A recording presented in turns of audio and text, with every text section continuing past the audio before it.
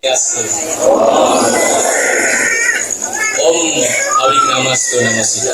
Om Manubhadra Kartawiyantu Viswasta. Semoga pikiran baik datang dari segala penjuru. Pandita dan Pinandita yang kami sucikan, serta Bapak dan Ibu, para hadirin yang kami hormati, yang terhormat Bapak Ketua Parisade, Bapak dan Ibu Manggal Banjar, dan juga para Ketua Banjar yang telah hadir, serta semua pihak yang pastinya telah bersedia untuk membantu atau mendukung dalam terlaksananya kegiatan hari ini. Pertama-tama, mari kita panjatkan puji syukur kepada Tuhan Yang Maha Esa, Ida Sang Yang Widiwasa, karena kita masih diberi kesehatan agar bisa berkumpul di sini dan melaksanakan upacara Puja Wali yang ke-16 Pura Parahyangan Jagat Guru pada tanggal 31 Desember 2023 dengan hari ini. Perkenalkan, nama saya Nyoman Surya Utama Adiarta. Saya adalah salah satu siswa dari Asrama Swadharma Utama Serpong yang akan menyampaikan pesan Dharma pada hari ini sesuai dengan tema yang telah diberikan, yaitu melalui Puja Wali, kaum Hindu bangsa siap untuk memperkuat Wasudaiwa Kutumbakam dalam menyambut Pesta Demokrasi 2020. Berasal dari kata undang yang artinya keluar atau lahir. Berarti sama seperti kita semua di sini yang memiliki hari ulang tahun, tempat-tempat suci atau pura pun memiliki tempat lahirnya sendiri. Dalam arti lain, peringatan atau hari atau upacara Puja Wali adalah hari di mana kita memperingati hari kelahiran suatu tempat suci umat Hindu. Pelaksanaan Puja Wali tentunya berbeda-beda pada setiap tempat. Contohnya pada hari ini kita semua memperingati Puja Wali pada Rebite Humanis Bukit, yaitu adalah saat Pura Parahyangan Jagat Guru dilaksanakan Puja Wali. Penanggalan tersebut tentunya ditentukan berdasarkan penanggalan buku yang merujuk pada penanggalan atau kalender Bali yang dilaksanakan setiap 6 bulan sekali, yang terhitung 210 hari. Puja Wali pastinya dapat dilaksanakan dalam berbagai macam tingkatan. Ya, ada dari skala kecil ke skala yang besar, sesuai dengan kebutuhan dan juga kemampuan masing-masing. Karena Puja Wali merupakan salah satu bentuk dari praktik giatnya, maka ada beberapa tingkatan di dalam Puja Wali. Tingkatan yang pertama adalah tingkat Kristen atau yang paling kecil, lalu tingkat madya yang paling menengah, dan juga tingkatan yang paling besar atau paling tinggi adalah tingkat utama. Saya telah menjelaskan secara singkat mengenai Puja Wali. Sekarang saya akan membahas mengenai Wasudaiwa Kutumbakam. Apa itu Wasudaiwa Kutumbakam? Wasudaiwa Kutumbakam berasal dari bahasa Sanskerta. Yang pertama, Wasuda yang artinya bumi, Iwa yang artinya sebagai atau adalah, dan yang ketiga atau yang terakhir adalah Kutumbakam yang berarti keluarga. Dari ungkapan bahasa Sanskerta tersebut, kita bisa mendapatkan bahwa Wasudaiwa Kutumbakam berarti semua makhluk hidup yang berada di dalam bumi ini adalah keluarga yang tunggal atau saling bersaudara, tanpa memandang suku, ras, etnis, latar belakang, bahasa, budaya, dan lain sebagainya. Tetapi bagaimana bisa kita semua bersaudara? Karena sudah jelas kita semua lahir dari orang tua yang berbeda-beda. Para hadirin sekalian yang saya hormati, apakah ada yang tahu mengapa kita semua bisa disebut bersaudara? Jawabannya sebenarnya sangat sederhana. Itu semua karena kita semua berasal dari Sang Yang Widi. Kita semua adalah makhluk ciptaan Tuhan Yang Maha Esa.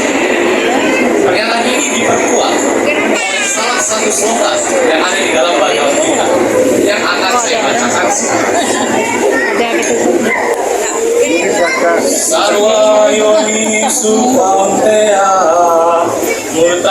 Raja Sambawantiyah Tasam Brahman Mahadionir Aham Bija Pradapita. Bhagavad Gita Adhyaya 14 sloka 2, yang artinya hendaknya dimengerti bahwa segala jenis kehidupan yang ada hanya bisa diperoleh dari kelahiran di alam materi yang ini, dan akulah ayah yang berbudi.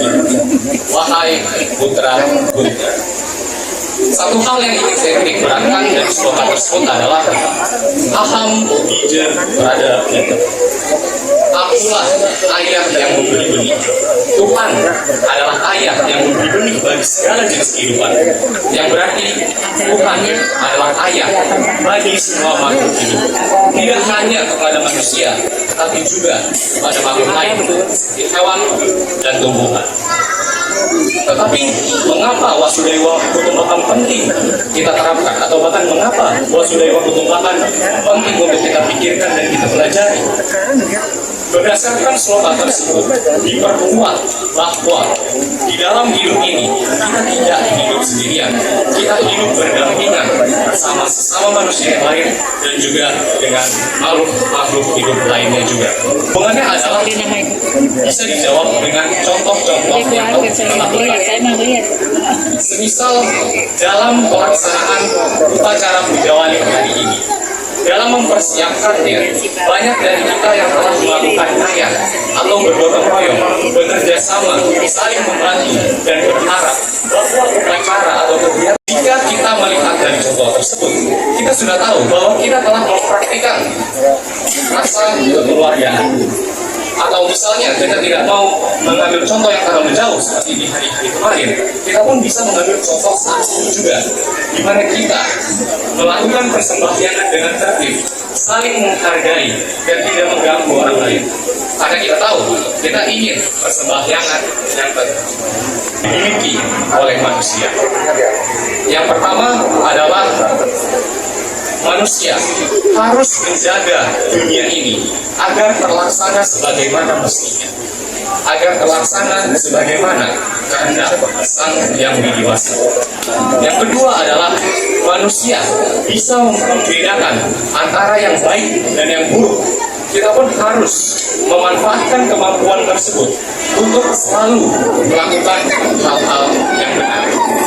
Yang ketiga, kita harus selalu ingat kita akan selalu memiliki perbedaan, baik dari agama, suku, ras, bahasa, opini, dan lain sebagainya yang mungkin berbeda. Tetapi seperti di dalam satu kitab Sutasoma yang ditulis oleh Buku Tangkulan, terdapat semboyan negara kita. Bineka Tunggal Ika, berbeda-beda tetapi tetap sama. Kita harus menjauh hal-hal buruk. Janganlah terus mengembangkan sifat yang buruk seperti iri dan dengki, saling membenci, mudah tersinggung dan mudah marah. Dan yang terakhir yang ingin saya sampaikan atau yang kelima adalah manusia selalu bersaudara atau Wasudaiwa Kutumbakam. Sekiranya sekian yang bisa saya sampaikan pada hari ini. Mohon maaf bila ada kesalahan dalam Dharma Wacana yang telah saya sampaikan, baik dari segi materi maupun cara penyampaian. Terima kasih telah mendengarkan dan memperhatikan Dharma Wacana yang saya sampaikan. Dan sekali lagi, satu pesan terakhir yang ingin saya sampaikan adalah teruslah tanam rasa kekeluargaan atau Wasudaiwa Kutumbakam di dalam diri kita masing-masing, terutama dalam menghadapi pemilu yang akan kita laksanakan beberapa bulan lagi. Hargailah pendapat orang lain, hargailah pendapat orang lain. Jangan memaksakan kehendak dan juga jangan merasa diri sendiri yang paling benar. Pesan terakhir dari saya adalah selamat tahun baru 2024. Damai di hati, damai di dunia, damai di hati.